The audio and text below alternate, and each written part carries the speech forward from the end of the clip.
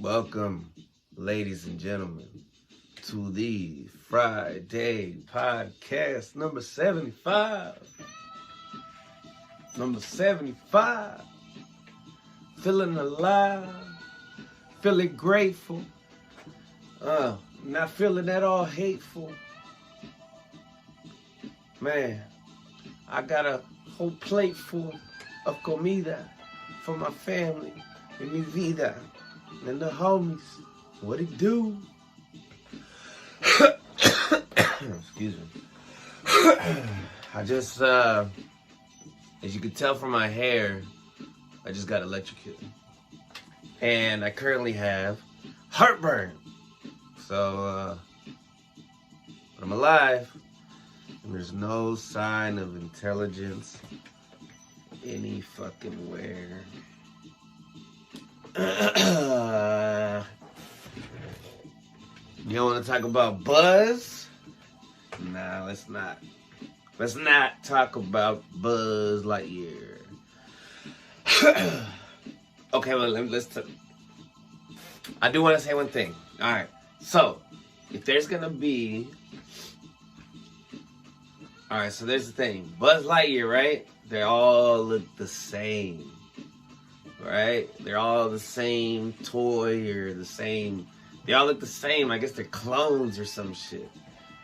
Right? And then if it's going to be the first same-sex kiss, well, if it's between two Buzz Lightyears, it'll also be the same... I mean, the first incest kiss in Pixar as well. Progress! Yeah, that's probably not what it's gonna be, but that'd be fucking hilarious. The new Joker looks fucking cool. Man, I had a rough day at work today. I'm recording this on Thursday. And where I could try to get out as early as possible on Friday.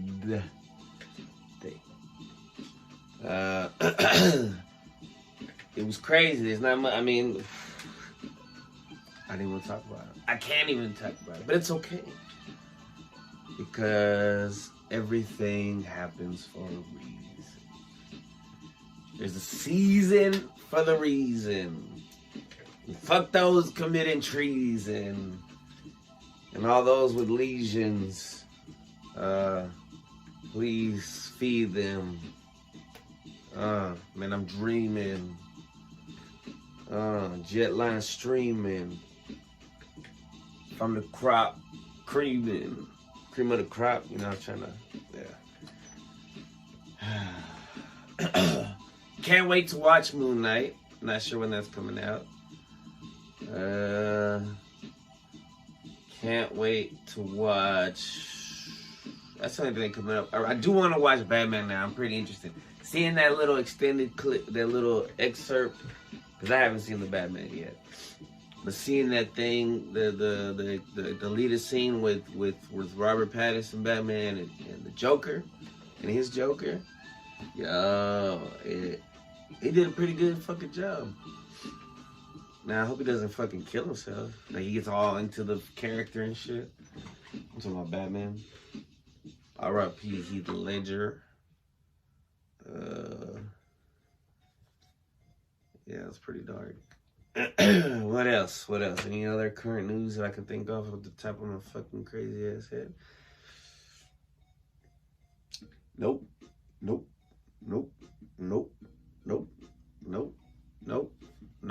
Man, I can't believe I've had this shirt for a couple of years, and I can't believe I never wore it on the podcast. Shout out to my aunt Edma for this t-shirt.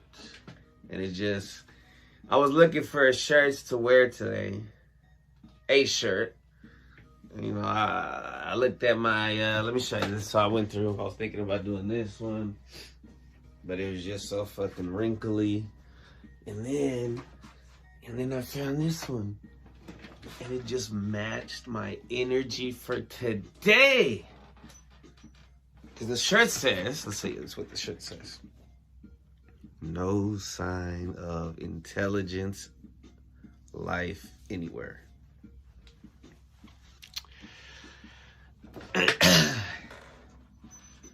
Yeah. Can't even talk about it one day. One mother day. I'll be able to talk about everything.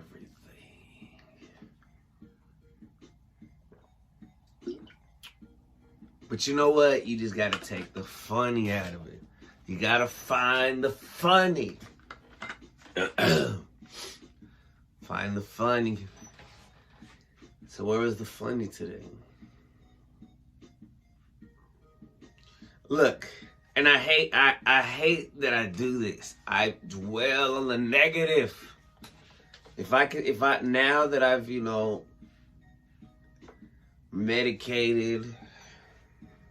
meditated, elevated, I can look back at the day and I can think about the positive shit, about the shit I learned, about myself, about others around. I mean, being a human is full of just, if there's aliens, if there's an alien watching this podcast, let me tell you what it's like to be an alien. To be a human. I can't tell you what it's like to be an alien. It's full of guilt, anger, stress, and then humility and embarrassment. Because when we're in a moment, we react. Well, everybody's different, right? Everybody's fucking different. Life is just a trip. It's a trip. And all we can do is try to get a little laugh off of it. Or a lesson. A lesson. All the stressing is for a lesson. It's gotta be. Even if it doesn't seem like a blessing. I know it is, man. I know it is. And that's the fucking thing. Like, me at home, I don't even know all that Milty, TBD, and all that shit.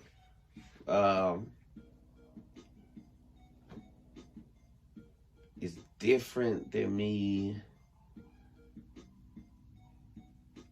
in the true chaos. My nickname's Chris Chaos. That's not because I enjoy the chaos. I was born in the chaos. I was molded in the chaos. I'm trapped in the chaos. Chris Chaos. AKA Chess Tanuki. My co-host. And this fucker pretty cute. Whether his balls are there, you see that? Between his feet.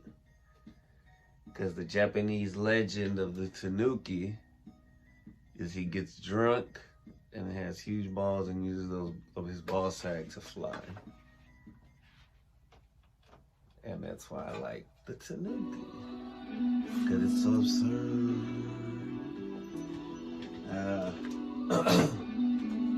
This is a weird intro.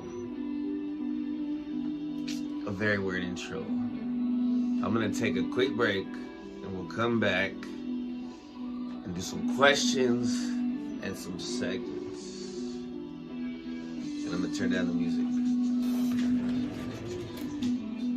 Thank you for tuning in. All right, we are back. And earlier I opened up a random page from this incredible book of questions that sometimes have typos. But that's okay. It's all right. It's not a big deal. It's not the end of the world if there's a fucking typo. Remember when people used to say grammar Nazi before COVID? That was great. You can't say that shit no more. All right. Blank. This is the first one I pulled up. All right. So, How do you show hospitality when entertaining guests? So, I already know my answer. Weed, water, snacks, coffee, if you want it. What was your worst date? I need a pen. What was your worst date ever? Oh, most of my dates have not been great. No, they've been fine. What's my worst date? Probably the worst date was this date, which I talked about on here before, where I met this girl at the mall one time and I got her number. Or I don't know where I met her. I might have met her at the movies at AMC 30 and I got her number, right? And I think she was wearing like a wig. I think she was blonde at that point. And then we met up, right? And this is back when I was smoking THC. And I was supposed to meet with her, and I was like, all right. I picked up my cousin because she had a friend. She was like, bring a friend. You know, usually that's how I used to go. It was easier to break the ice. Of course, that doesn't work. I'm still the one breaking the ice, and it would have just been better alone. But I'm glad he went. So, we were gonna. She ended up like she was like, hey, I might not make it, da da da da. And so me and my cousin were like, fuck it, let's just smoke this blunt and go to the mall ourselves. We smoked the blunt, and immediately after we put the blunt out and it's done, she says, hey, we are gonna go. And I was like, fuck. Because at that time, yes, I would smoke, but smoking weed before a first date was because it immediately went bad. When I saw her, I was like, hey, didn't you have blonde hair before? Because she had brown hair this time. And she said, no. So I was either tripping. Who the fuck is at my door at this fucking time? I don't want to answer it. About to pull the knot.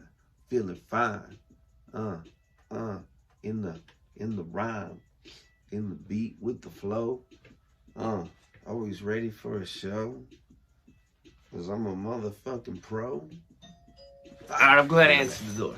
That was a badass neighbor and she had a badass fucking hat. As some of you know, it's kind of my political thoughts. Some of you know my political thoughts, and she was wearing a badass hat. Yo, she has a fucking flag in her yard, like one of my neighbors, and it's an American flag, but it says Second Amendment. You, bro, we got neighbors.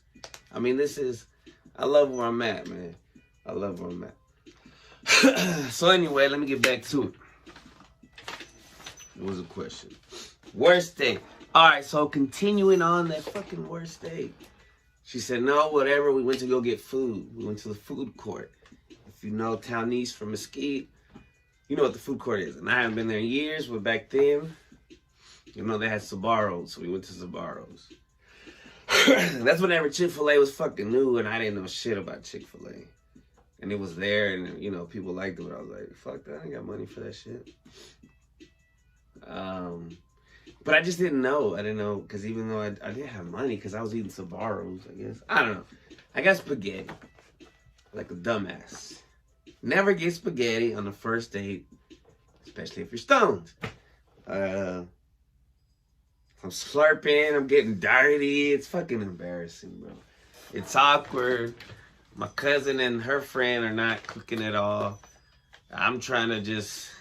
It just was one of the worst dates I ever fucking had. And I lost my pen.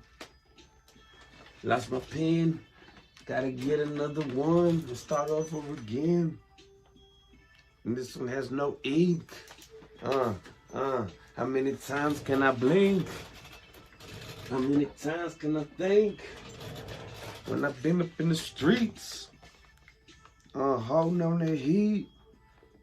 I'm losing my voice because I had to raise my voice several times today. My allergies been fucking with me. I got electrocuted. I got heartburn. I was sucking dick. Nah, just kidding. Just kidding. What is one good way to grab your attention? Oh shit! First thing that comes to mind, show me your titties. But no, I'm just kidding. For to get my attention, what is one good way to grab your attention? What does that even mean? Like I'm assuming that they're referring to like the opposite sex, or if you like the same sex. Like I joked earlier, I'm not that, but I have gay friends, so it's all good. What's that? Oh, how a girl can attract.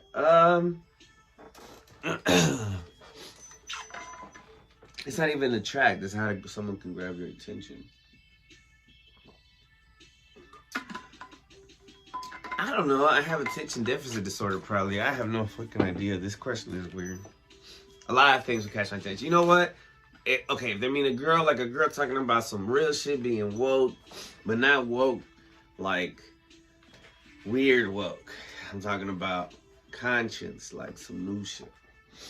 Do you believe in kissing on the first date? Well, we didn't kiss on that date, on that worst date. Look, man, as a guy, as a boy, the way I was raised, the way some of the men in my family talked to me about dating and shit, the goal with me and my friends, we were always trying to get that kiss. And sometimes you get lucky, you get on the first date. Sometimes you don't. More than often than not, the first date is not the time to get a first kiss, in my experience. Let's see. Have you ever gone back to a place that gave you horrible service? If so, why? Not horrible service. Well, where have I gotten that? I usually don't have that issue with horrible service. I'll have issues with horrible product. Like, there's this Taco Cabana that's on Broadway. And my son loves Taco Cabana, the bean and cheese tacos from Taco Cabana. But we usually get the ones on Garland or Norwest Highway or some shit in that area. And there's like these old Mexican ladies that usually work there, so they make it a little different. They put like some love in there and shit. And the one on Broadway, you know, it's usually young people. So a few years ago, we got some from the one on Broadway, nasty. We're like, nah, we're not gonna get those again. It's a waste of money. And I hate seeing him. I love my son so much, so like I want him to enjoy his food. So like, you know, if you're gonna have some food, have it good. It's the best kind of food that you can have. And so recently I was at the iPod studio, which is nearby the one on Broadway. So I was like, fuck it, you know, because my son hit me up. He was like, hey, can you give me some grub? What you want? TC, I got you. That's short for Taco Cabana. I went to the one on Broadway. Again, after 3-4 years of not ever being there, just like, fuck it, let's give it a shot. It's close by, save gas. And you know what? They were trash again. So I can't go back to the one on Broadway all day. It's okay. Get paid. Get sprayed. Get laid. Get paid. Get paid. Get K'd. Get day. I'm just saying, you know, whenever I don't know what to rhyme, I'll just start saying the words and then put like the A in front of it, or B in front of it, or C in front, and just see what words. Cascade, you know what I'm saying? Spray a hater with that raid. Sipping on some motherfucking Kool-Aid. I'm quick like a motherfucking spade. Kill a vampire like my name was fucking Blade. I'm a teacher assistant or a teacher's aide. Last week we went for my sister's fiance's birthday party at an arcade. All right. Have you ever gone to? Oh yeah, sorry. Do that. What crazy thing do you do when you think no one is looking? Crazy? I like smell my skin. See if it's like up to par, clean shit, I guess. It's weird. Very weird thing to do. How many slices of pizza can you eat in one sitting? What kind of pizza? If we're talking Papa John's, I can eat a whole medium pizza by myself. But that's on a bad day and I shouldn't be doing it. I don't do it as much. If we're talking Sabotage, like back in the day, you know, a couple of slices, big, thick, not fat slices. And then it's what's on the pizza. You know, my friends like to get this fucking meat lovers bullshit, and I can eat like one. I get pepperoni mushroom, and I can eat, you know, several. Sometimes I get pepperoni jalapeno. Pick off the fucking jalapenos and just have the fucking juice. The quickest way to make you crazy is not being assisted at work by people who are supposed to assist you. Why did I say it like that? Because today I went crazy a little bit. And just not in a crazy way. Just like I lost my cool. And that question is interesting. And synchronicity is bizarre in the universe that we live in. Would you rather learn fencing or archery? Fucking easy. Archery, bitch. It's the old school sniper. What singer's voice gives you chills in a good way? Sia. S-I-A. Sia. No. Sia the singer. Sang Chandelier and stuff like that. Have you ever made a ball of twine? What the fuck is twine? Is it like a twig and a vine? Fucked? And they had a kid and it's a twine? This is fucking, guys, in case you didn't know. Oh, rubber bands, no. My son did, I think. I think my son made one. He's really cool, man. Have you ever self-sabotaged? How? All the fucking time. In every fucking relationship recently. In the past few years. How? You want to know how? Book? Alright, one self-sabotage. I stopped taking my anxiety medication a couple years ago. Just cold turkey. I just said, fuck it. I'm just gonna take a bunch of natural shit. Well, my brain felt like it fucking deflated. I felt like I had half brain. It was so fucking weird.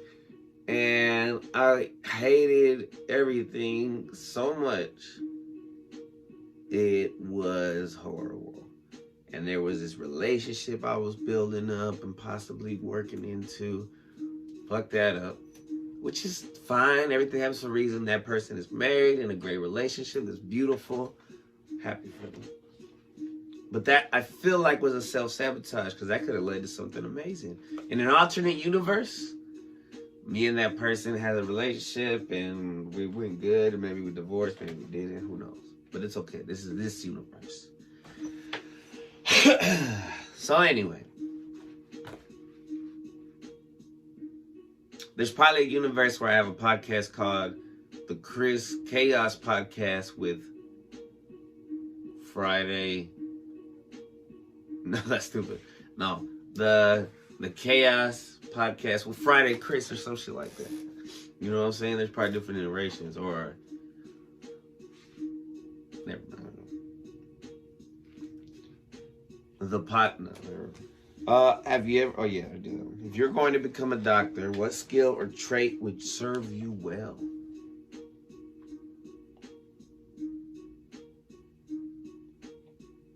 That I have, I guess.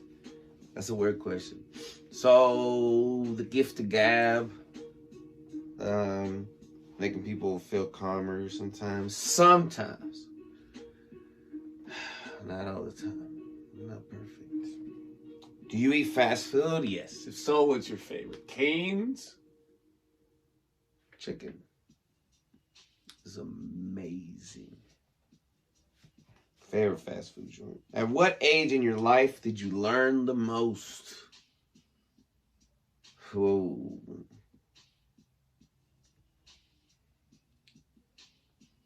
Like in one instance, like in one just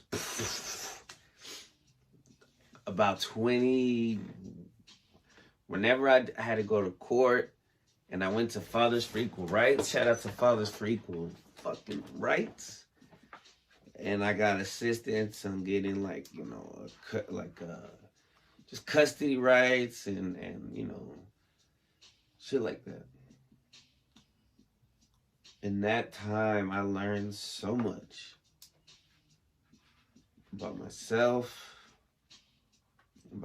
about being a father, being a son. Like, it was just an emotional. Like, I know that time period got me a couple white hairs. Yeah, that's crazy. Let's see. That's pretty good. That's one page. I mean, I don't have all fucking night, so I'm gonna move on and do the angel number. That landed on fingers. So, no, wait. Before the angel number, sorry, I didn't mean to scream so fucking close to the cranes. I wanted to do this one for a while because where I live there's like a creek and sometimes I'll see white cranes. It's fucking amazing. And they have this like, their neck is like my neck because they have like they got like an Adam's apple like motherfucker. So I looked it up.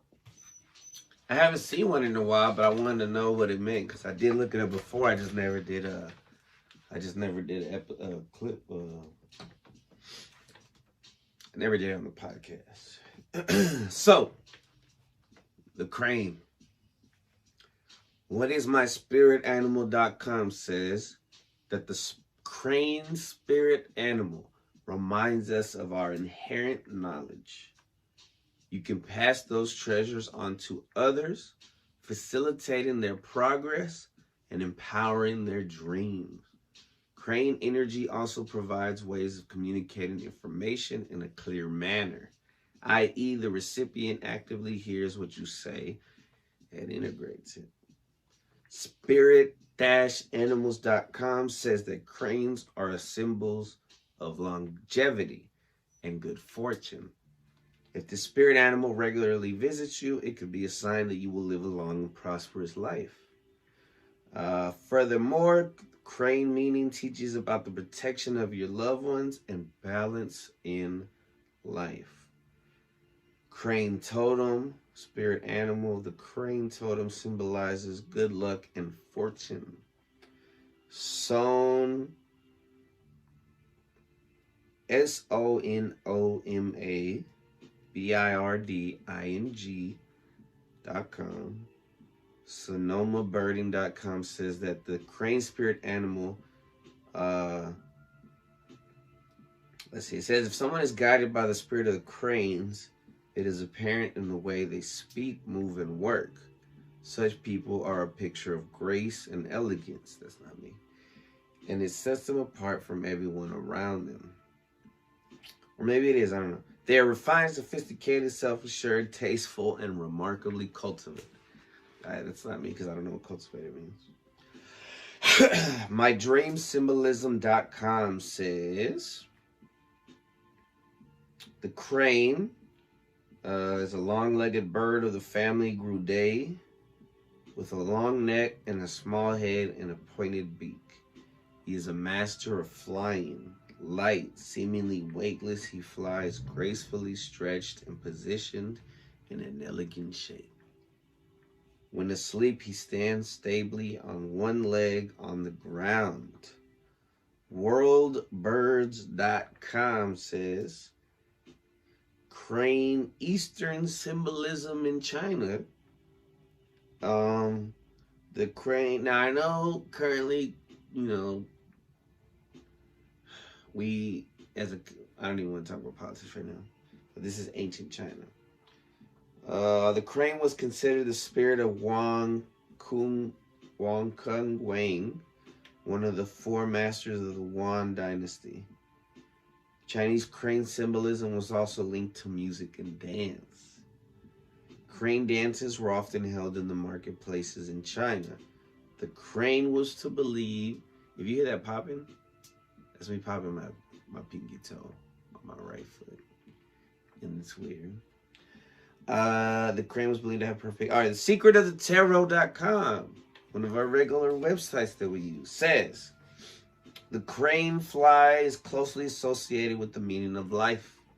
This happens to be the main concern of all humans the world over. As a totem, the crane fly... What? What's a crane fly? Is that a different kind of thing? Or is it the action of? Let's just hope it's the action of. As a totem, the crane flying comes into your life to remind you of the meaning of life. Physical life is transient. You don't need to waste it in conflicts. Okay, interesting. Exemplore.com. That's EXEMPLORE.com. Why don't they make websites.com? I don't know. The crane is a powerful and auspicious totem in almost all cultures. One exception is Celtic Britain, where cranes were associated with death, treachery, war, and evil women. What? The crane was one of the various shapes taken by the king of the Celtic underworld, Anwin. Longevity, mortality, and problem solving is also another meaning. Interesting. So in Celtic Britain, they didn't like cranes. They were associated with death, treachery, war, and evil women. That's very interesting. Wonder what represented evil men. Which is interesting because they're two different things, which might get me canceled. Because I don't even want to talk about that. Let's keep moving on. We're going to recycle that. So, I saw this angel number a couple times in one day earlier this week. And I haven't done it yet. And I'm going to do it. It's 121 from ipublishing.co.in. Which is a weird thing. I don't know what that means. It's not weird. I think it means it's another country. Maybe, I don't know. The significance of angel number 121 is associated with cultivating and sustaining a happy outlook. It's hard to do sometimes. Your guardian angels will assist you in manifesting your aspirations into reality if you put your trust in them. This number tells you to keep focused on the task and to always anticipate the best from life. Always anticipate the best from life. Hey, you know what? I want to shout out to my 49 subscribers. I can't even, I'm speechless. Thank y'all so much. As we grow, it's amazing. So, angelnumber.org says that angel number 121 appearing in your life is a reminder from your guardian angels to take some actions toward achieving your dreams or goals. UnifiedCosmos.com says that 121 is the message you get when you're feeling stuck or living in low energy. It is important for your growing to live in peace and balance. It's like these are all reminders to me about today. I'm just reflecting on today and reflecting it. It's crazy. Sunsigns.org says that 121 symbolism reveals that this number signifies healing and hope. Oh, I need that. The healing power of this angel number enables you to face whatsoever challenges and obstacles that are thrown at you. Seeing 121 angel number is an assurance that all your troubles are coming to an end. It is time for you to live a happy and joyful life minus all the sorrow and pain that you have experienced in the past years. Your guardian angel gives you hope of a better tomorrow full of peace and happiness. At times you felt like giving up on this journey called life. Most definitely. But you held your head high and overcame all the challenges and trials that presented in your life. I mean, if you didn't fucking kill yourself today, or somebody else, because shit, back in the day, that was, people just used to fucking kill people. What you didn't know about 121. Firstly, your guardian angel, through the influence of this number, is urging you to take control of your life. You are the only one who can direct your life in the direction that you want to go. Oh my God, I didn't even put on the light. I mean, the lighting's pretty good. I got this light. Fuck it. At least I'm using the stand. Cause I got that little ring light. Should I put it on for the rest of the show? Just to fucking, let's see. Whoa.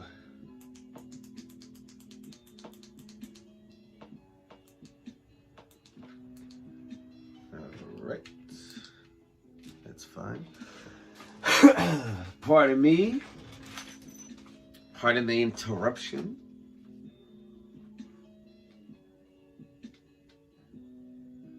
I don't know where I left off, so I'm just going to read the last one. Secondly, 121 meaning reveals that your guardian angel is urging you to work hard to achieve your dreams. Hard work and determination will always bear good fruits. Be confident in everything you do.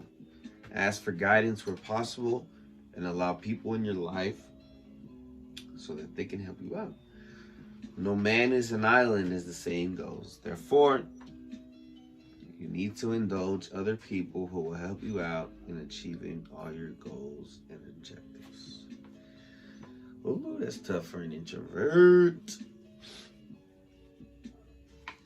It's good though. 121 is a heavy number, y'all.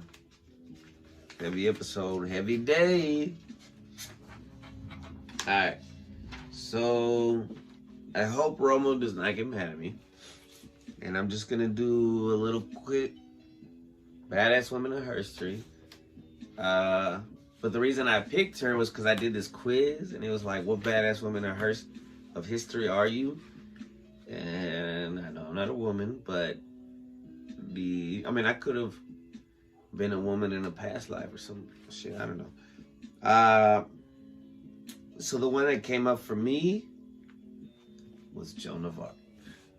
And Romo had been talking to me about doing his episode about that. So I'm not going to do too much. I'm just going to do a little bit because, she's a big person in history. There's a lot about her. There's a lot of details. He'll probably go into more than I am. But for now, let's get into it. Joan of Arc. Let's see. She was born around 1412. Died on May 30th, 1431. She called herself Joan the Maiden and is now nicknamed the Maid of Orleans. Is considered a heroine of France for her role during the Lancastrian phase of the 100 Years' War. She is also a saint in the Roman Catholic Church. Joan was born to Jacques. Alright, I'm going to obliterate these names and I apologize. Jacques d'Arc and Isabelle Romy, a peasant family at Domremy in the Vosges of northeast France. In 1428, Joan, who was about 17 years old, traveled to Vaucouleurs and requested an armed escort to bring her to King Charles the VII. Joan later testified that she had received visions from the Archangel Michael. I don't know why I'm doing this, but I could speak privately. Saint Margaret and Saint Catherine, instructing her to support Charles VII and recover France from English domination. Man, so that's like, because I always put things into context of the Vikings. The Vikings were like the 800s, 900s, a little bit over the 1000s. But then you start getting into the medieval time period, and that's like the 1200s and the 1300s and the 1400s where she lived. So, let's see.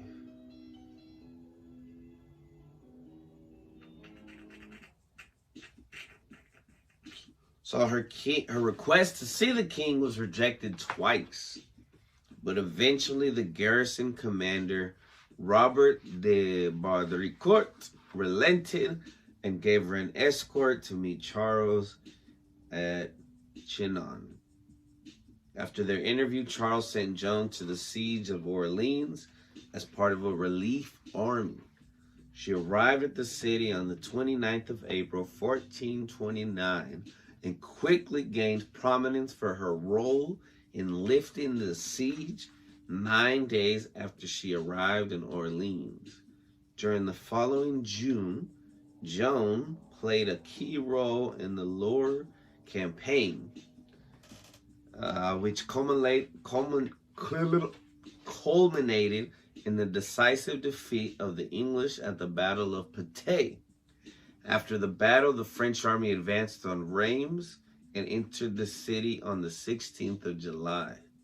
The next day, Charles was consecrated as the King of France in Reims Cathedral with Joan at his side. These victories boosted French morale and paved the way for the final French victory in the 100 Years' War at Castilian in 1453. Incredible. So there's a lot to her. Early life. Oh, there's a picture. Because it says Joan's birthplace in Domremy is now a museum. The village church where she attended mass is to the right behind the tree. So her house was like right by the museum. I mean, by the church. So according to Wikipedia, during Joan's youth, Domremy was a border village in eastern France whose precise feudal relation was unclear. Much of it lay in a section of the Duchy of Bar, which owed fealty to France.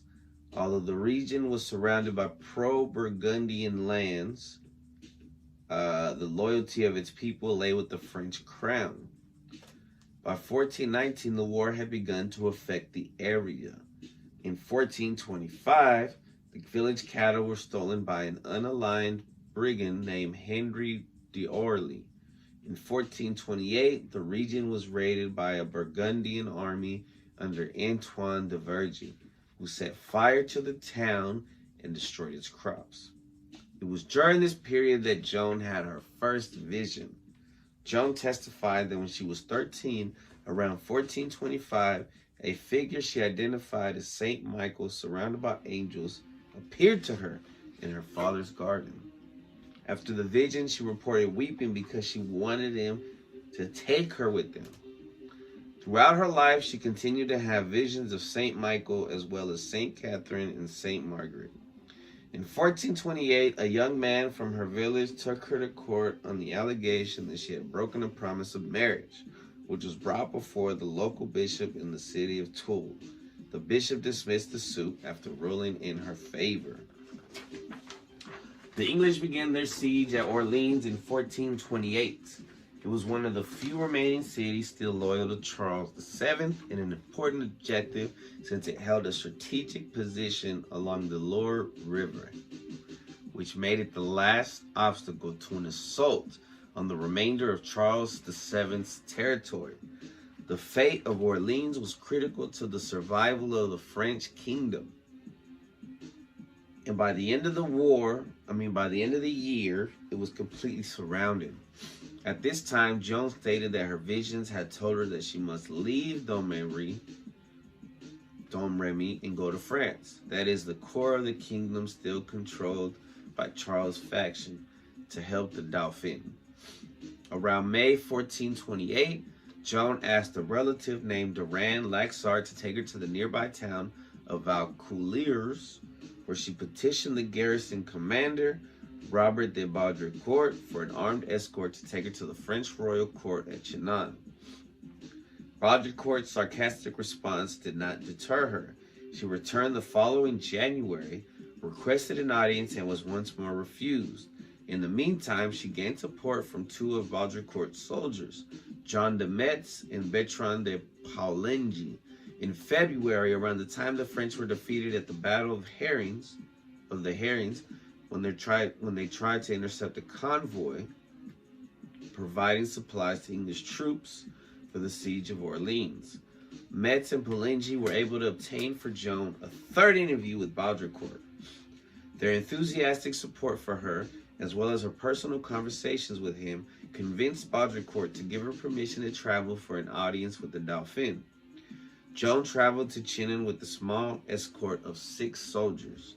Before heading out, Metz asked her if she was going to travel through hostile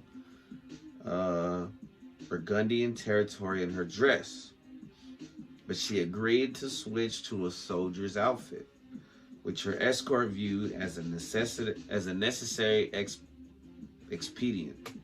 Her escorts and the people of Vaucouleurs provided her with the clothing. Around this time, she adopted the designation Joan the Maiden, or Virgin,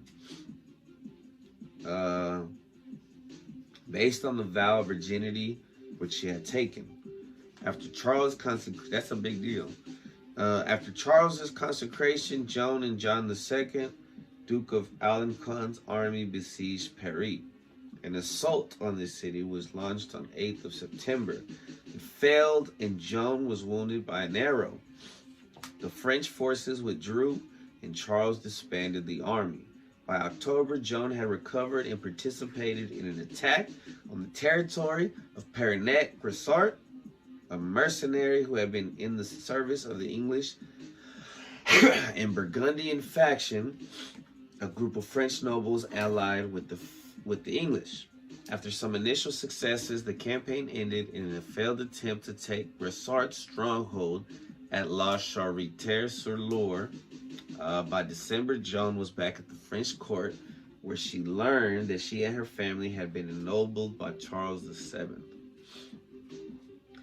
In May 1430, Joan organized a company of volunteers to relieve Compiègne, which had been besieged by the Burgundians. Which I guess it says later that the Burgundians... So there was like 2 sides, as there usually is in war. Like in the American Revolution, you had the loyalists who were with Britain, and then you had the patriots who wanted, freedom. With this one, you have the loyalists of France, where they call them something. But then you have the ones who are in France but want to be a part of Britain. They're called the Burgundians.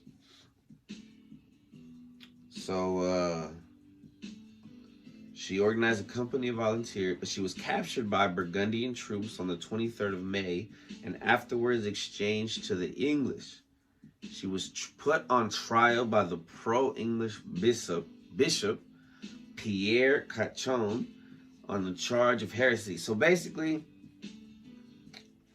the English paid this fool. That's what I'm guessing. She was declared guilty and burned at the stake on the 30th of May, 1431, dying at about 19 years of age.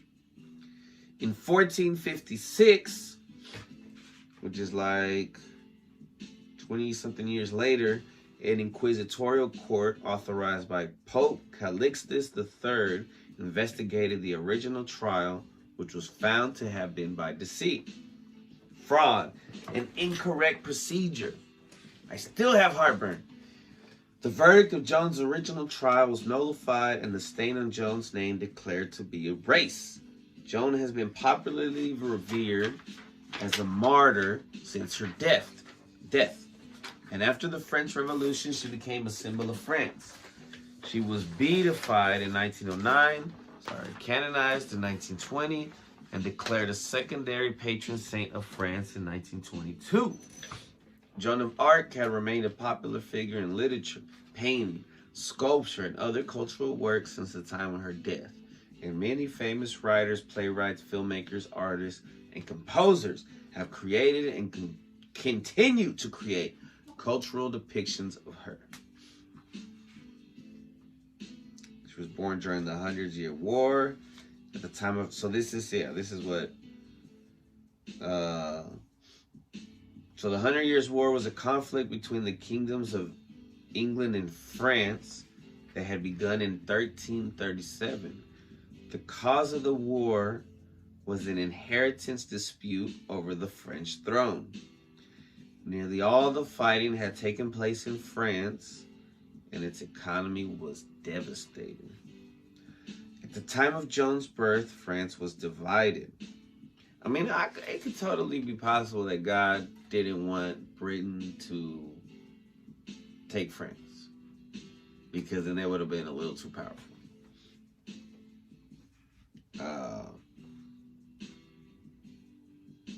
Let's see.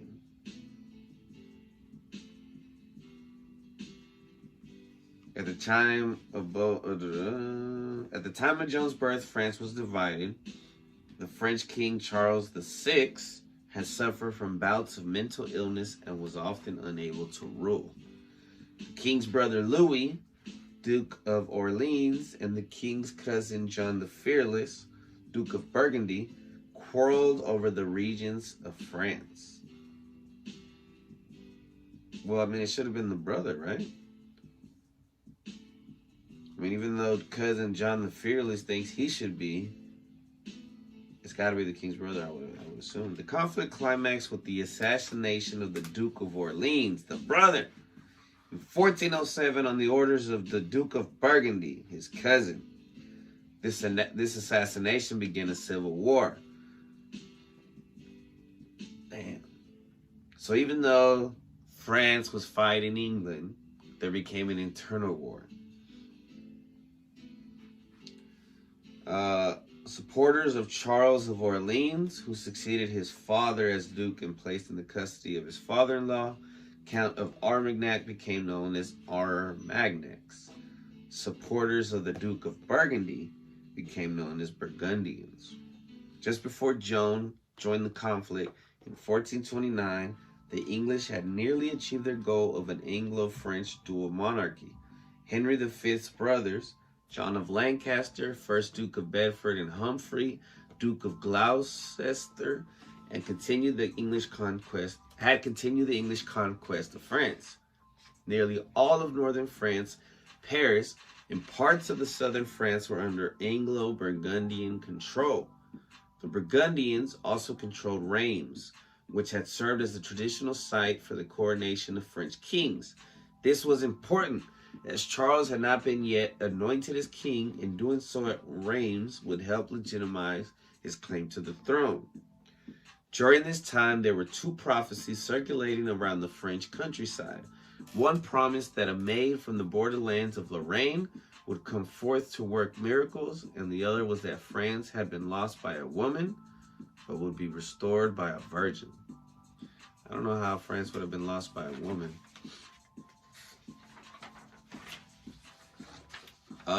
Let's see. So John's first meeting with Charles VII took place at a royal court in the town of Chinon. Like we said, she was 17, he was 26. Charles had hidden himself from the crowd among members of the court, but Joan quickly identified and approached him. Joan told him that she had come to raise the siege of Orleans and to lead him to Reims for his coronation. They had also a private exchange that made a strong impression on Charles, but Charles and his council needed more assurance at the time. They sent her to Poitiers to be examined by a council of theologians to verify her morality and ensure her orthodoxy. The council declared her a good Catholic and a good person. The theologians at Poitiers did not render a decision on the source of Joan's inspiration, but agreed that sending her to Orleans could be useful to the king and would test her if her inspiration was of divine origin. Afterwards, she was sent on to Tours, where she was physically examined by women directed by Charles's mother-in-law, Yolande of Aragon, who verified her virginity. After her examinations, this Dauphin commissioned plate armor for her. She received a banner of her own design and had a sword brought for her from underneath the altar in the church of Saint Catherine de Fierbois. Joan effectively turned the long-standing Anglo-French conflict into a religious war. While at the Poitiers, for example, Joan had dictated a letter to the Duke of Bedford that began Jesus Mary, and then warned Bedford that she was sent by God to drive him out of France. Before Joan's arrival, the French strategic situation was bad but not hopeless. The French forces in Orleans were prepared to survive a prolonged siege. The Burgundians had recently withdrawn from participating in the siege due to disagreements about territory. And the English felt unsure about continuing it, but the French leadership had a loser's mentality. I don't know why they said that. The French court's acceptance of Joan's role may have been taken out of desperation, but her effect on morale was immediate. Even before she joined the army, her presence created devotion and the hope of divine assistance. And even news of her coming may have encouraged the people of Orleans to continue their resistance. When Joan and the forces were sent off to Orleans, she was initially treated as a figurehead to raise morale. Throughout her military career, Joan would fulfill this role. She said she carried her banner on the battlefield rather than fighting and had never killed anyone. She gained the faith of the Armagnac troops who believed she was capable of bringing them to victory. Though the army was commanded by noblemen, eventually many of them often accepted the advice she gave them, particularly her emphasis on rapid offensive action. Some of the commanders said that she had an uncanny ability for performing tasks such as assembling the army and arranging the disposition of troops and artillery. So there's so much more of my stuff there.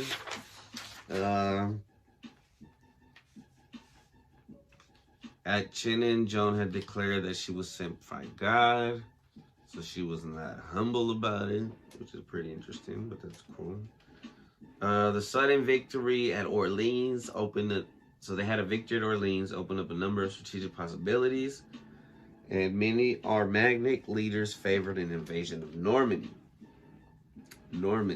which was from the Northmen, which was from Rollo, which if you watch Vikings, Rollo was the brother of Ragnar Lothbrok on that show.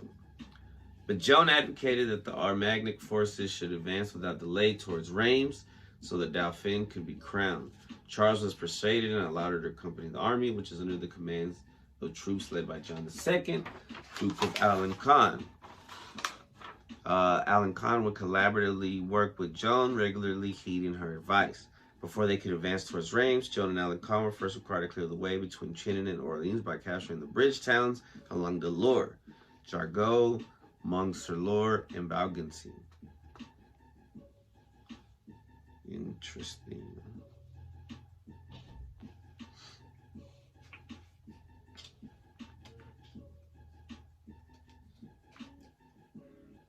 So yeah, she was put on trial for heresy. Later on, they brought up the trial again. So according to this, in her trial, Joan showed remarkable control. Some of her requests, such as having her fetters removed, allowing a more balanced tribunal by adding clerics from the pro-Armagnac side, and her appeal to the Pope were denied by the judge. She was able to induce her interrogators to ask questions sequentially rather than simultaneously, refer back to the records when appropriate, and end the sessions when she requested. Yeah. They were going to torture her, but they voted against it. They said she was guilty of heresy. She signed a document, but she didn't understand what it said because she was illiterate, and most of it was written in Latin. Let's see. Let's see. So she was 19 when they executed her. So, Joan's execution did not help the English in the long run, as they never regained their previous momentum after 1429. This was a turning point in the 100 Years' War, marking a permanent decline in English fortunes.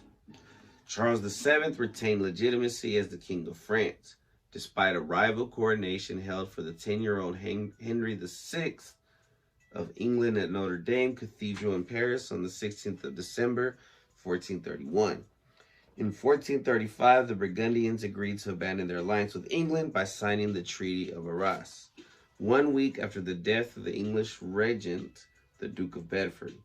The war did not end until after the Battle of Castillon in 1453, 22 years after Joan's execution, when the English were removed from all of France except for Calais.